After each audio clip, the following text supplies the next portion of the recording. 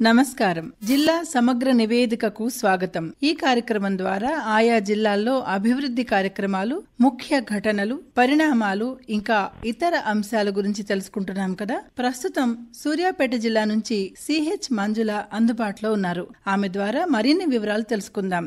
నమస్కారం అండి సిహెచ్ మంజుల గారు. నమస్కారం అండి. సూర్యాపేట జిల్లాలో ఈ మధ్య కాలంలో చోటు చేసుకున్న ప్రధాన సంఘటనలు, వాటి వివరాలు తెలియజేస్తారా? సూర్యాపేట జిల్లాలో ఈ నెల అంతా కూడా ఎన్నికల హడావుడి కొనసాగింది. సార్వత్రిక ఎన్నికలు సజావుగా సాగేందుకు అధికారులు ఎక్కువ సమయం కేటాయించారు. మరోవైపు ధాన్యం కొనుగోలు జరుగుతుంది. వేసవి నేపథ్యంలో తాగునీటికి ఇబ్బందులు తలెత్తకుండా నిరంతర పర్యవేక్షణ చేపడుతున్నారు. వేసవిలో పశుపక్షాదులను కాపాడడానికి కూడా చర్యలు చేపట్టారు. ఇటీవల జరిగిన సార్వత్రిక ఎన్నికలు సూర్యాపేట జిల్లాలో ఎలా జరిగాయి?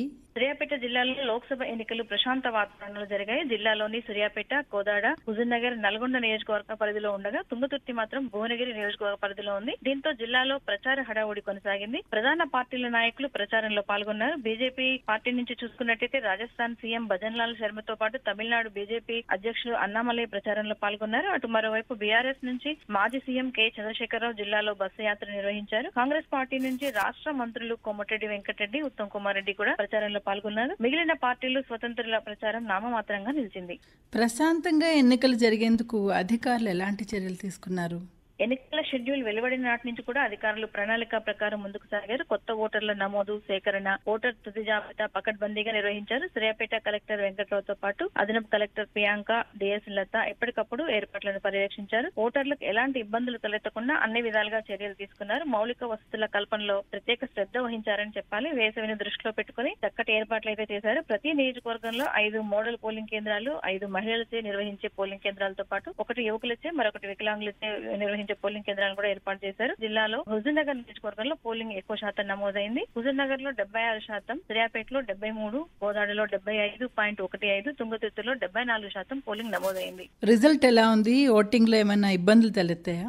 ఓటింగ్ శాతం పెంచేందుకు ముందస్తుగా ఓటర్ అవగాహన కార్యక్రమాలు భారీ ఎత్తున చేపట్టారు. పట్టణంలో బైక్ ర్యాలీలు నిర్వహించారు. జిల్లాలో కాలేజీల్లో, గ్రామాల్లో అవగాహన కార్యక్రమాలు చేపట్టారు. జిల్లాలోని అన్ని మున్సిపాలిటీల్లో కూడా ర్యాలీలు నిర్వహించారు. అసెంబ్లీ ఎన్నికలతో పోలిస్తే పోలింగ్ కాస్త తక్కువగానే ఉంది. అయితే పట్టణంలో కంటే గ్రామాల్లో ఓటింగ్ బాగా పెరిగింది. గత సార్వత్రిక ఎన్నికల్లో వచ్చిన ఓటింగ్ ఇప్పుడు కూడా రిపీట్ అయింది. ఎండలు ఎక్కువగా ఉన్నందున ఇబ్బందులు ఎదురవుతాయనుకున్నాం, కానీ ఓటింగ్ కి ఒక రోజు ముందే వాతావరణం చల్లబడింది. దీంతో ప్రజలంతా కూడా ఎలాంటి ఇబ్బంది లేకుండా ఓటింగ్ లో పాల్గొన్నారు. సూర్యాపేట జిల్లాలో చూసుకున్నట్టయితే 4 అసెంబ్లీ నియోజకవర్గాల్లో సుమారు 10 లక్షల మంది ఓటర్లు ఉన్నారు. వీరి కోసం 1200 పోలింగ్ స్టేషన్స్ ను ఏర్పాటు చేశారు. జిల్లాలో సమస్యాత్మక ప్రాంతాలుగా 229 కేంద్రాలను గుర్తించి ప్రత్యేకంగా సీసీ కెమెరాల ద్వారా పర్యవేక్షించారు. సూర్యాపేట కలెక్టర్ ఆఫీస్ నుంచి కలెక్టర్ వెంకట్రావు ఎప్పటికప్పుడు పరిస్థితులను సమీక్షించారు. ఘర్షణలు తలెత్తకుండా ముందస్తు చర్యలు తీసుకున్నారు. అట్లాగే పోలింగ్ ప్రశాంతంగా జరిగింది. వేసవిలో పశు సంరక్షణకు ఎలాంటి చర్యలు తీసుకోవాలని వైద్యులు చెప్తున్నారు? వేసవి తీవ్రత నేపథ్యంలో పశువుల సంరక్షణకు పటిష్ట చర్యలు తీసుకోవాలని జిల్లా పశువైద్య శాఖ అధికారి డాక్టర్ కుమారస్వామి సూచించారు. వేసవి తీవ్రతను దృష్టిలో పెట్టుకుని పశువులను తాగునీటి సమస్య లేకుండా ప్రతి గ్రామంలోనూ 2 నీటి తొట్లు ఉండేలా గ్రామ పంచాయతీల సహకారంతో ఏర్పాటు చేయాలని సూచించారు. అట్లాగే పశువులను ఉదయం 6 నుంచి 10 లోపు లేదా సాయంత్రం మాత్రమే బయటికి పంపించాలన్నారు. మధ్యాహ్నం వేళల్లో ఇంటి వద్దనే మేత అందించాలని సూచించారు. అట్లాగే జిల్లా వ్యాప్తంగా పక్షులను కాపాడడానికి కూడా గ్రామాల్లో చెట్లపైన, ఇండ్లపైన పక్షుల కోసం మట్టి ముంతల్లో తాగునీటిని ఏర్పాటు చేయాలని సూచించారు. జిల్లాలో ధాన్యం కొనుగోలు ఏ విధంగా జరుగుతోంది?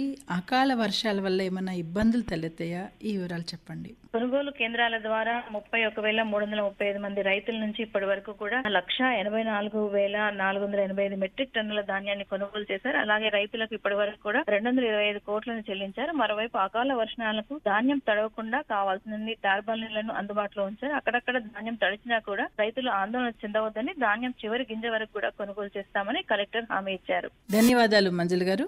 ఇదండి సూర్యాపేట జిల్లా నుండి సిహెచ్ మంజుల గారు అందించిన జిల్లా సమగ్ర నివేదిక. మరో రోజు మరో జిల్లా నుండి సమగ్ర నివేదికను విందాం. అంతవరకు సెలవు. నమస్కారం.